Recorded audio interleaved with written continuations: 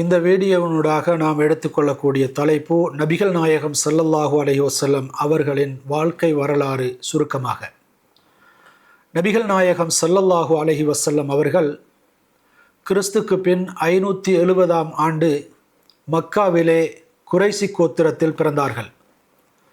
அவர்களின் தந்தையின் பெயர் அப்துல்லா, தாயார் ஆமினா. பிறப்பதற்கு முன்னாலே அவர்களுடைய தந்தை இறந்துவிட்டார்கள். பிறந்து 6 வயதில் தாயும் அதன்பின் பாட்டனாரும் 8 வயதில் இறந்துவிட்டார்கள். அதனைத் தொடர்ந்து நபிகள் நாயகம் ஸல்லல்லாஹு அலைஹி வஸல்லம் அவர்கள் தனது பெரிய தந்தை அபூ தாலிப் அவர்களுடைய அரவணைப்பில் வளர்கின்றார்கள். அனாதையாக வளரக்கூடிய நபிகள் நாயகம் ஸல்லல்லாஹு அலைஹி வஸல்லம் அவர்கள் மிகச்சிறந்த ஒழுக்கமுடையவராகவும் வாய்மை மற்றும் நேர்மையானவர்களாகவும் வளர்ந்தார்கள். தனது 25வது வயதிலே அவர்கள் வியாபாரத்துக்காக வேண்டி ஹதீஜா நாயகி அவர்களுடைய வியாபாரத்தை மேற்கொள்கின்றார்கள். அந்த வியாபாரத்தின் போது மிகச்சிறந்த முறையில் தனது வியாபாரத்தை முடித்து நேர்மையாகவும் நீதமாகவும் வியாபார விற்பனத்துவத்துடனும் நடந்ததை பார்த்து ஆச்சரியப்பட்ட ஹதீஜா நாயகி அவர்கள் நபி அவர்களை திருமணம் செய்து கொள்கின்றார்கள். நபிகள் நாயகம் ஸல்லல்லாஹு அலைஹி வஸல்லம் அவர்களுடைய 40வது வயதில் ஹிரா குகையிலே தனியாக இருந்து கொண்டிருக்கக்கூடிய நேரத்திலே ஜிப்ரீல் அலைஹிஸ்ஸலாம் அவர்கள் தோண்டி இக்ரா ஓதுவீராக என்ற வஹீயினூடாக அவர்கள் நபியாக தேர்ந்தெடுக்கப்படுகின்றார்கள். அதனைத் தொடர்ந்து அல்லாஹ் ஒருவனே வணங்க வேண்டும், சமூக நீதி, அனாதைகளுக்கு உதவுதல், இது போன்ற நற்பண்புகளை பிரச்சாரம் செய்வதனூடாக தனது நபித்துவத்தை எத்தி வைத்தார்கள்.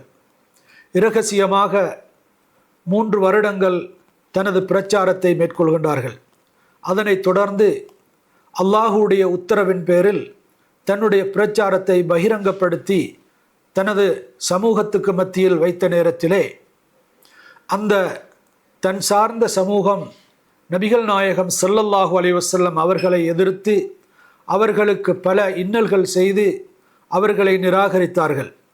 இந்த நேரத்திலும் கூட நபிகள் நாயகம் ஸல்லல்லாஹு அலைஹி வஸல்லம் அவர்கள் அனைத்து கொடுமைகளையும் தாங்கிக் கொண்டு பொறுமையோடு அவர்களோடு நல்லொழுக்கத்துடனும் நற்குணத்துடனும் நடந்தார்கள்.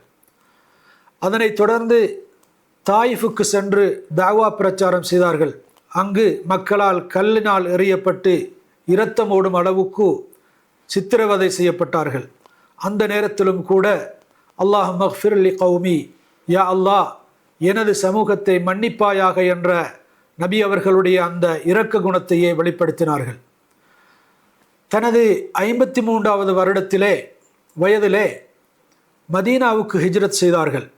மதீனாவுக்கு ஹிஜ்ரத் சென்றதற்கு பின்னால் தான் ஒரு மார்க்க தலைவர் மாத்திரமில்லாமல்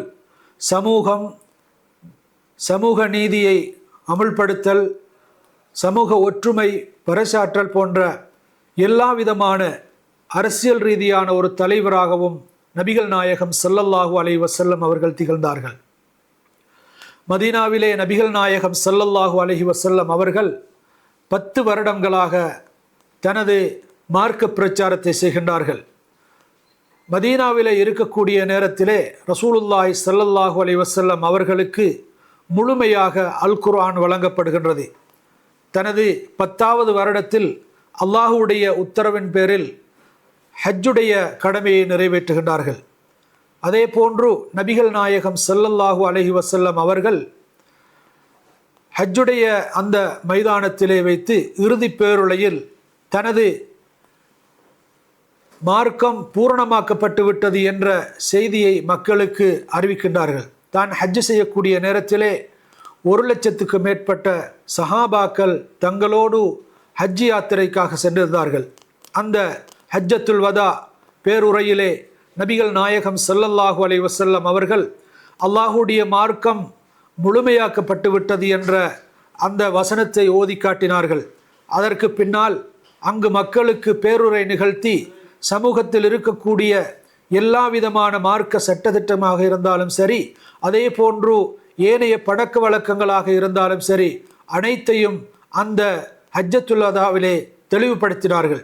எனவே நபிகள் நாயகம் ஸல்லல்லாஹு அலைஹி வஸல்லம் அவர்களுடைய வாழ்க்கை வரலாறை நாம் தெரிந்து கொள்வதனூடாக அவர்களை போன்று நாங்கள் வாழ்க்கையிலே எங்களுடைய பழக்க வழக்கங்களை மாற்றி அவர்களை போன்று வாழ்ந்து அவர்களை பின்பற்றி நடந்து அல்லாஹுடைய அருளை பெறுவதற்கு ஏதுவாக இருக்கும். எனவே அந்த அடிப்படையில் எமது வாழ்க்கையை அமைத்துக் கொள்வதற்கு வல்ல அல்லாஹ் அருள் புரிவானாக.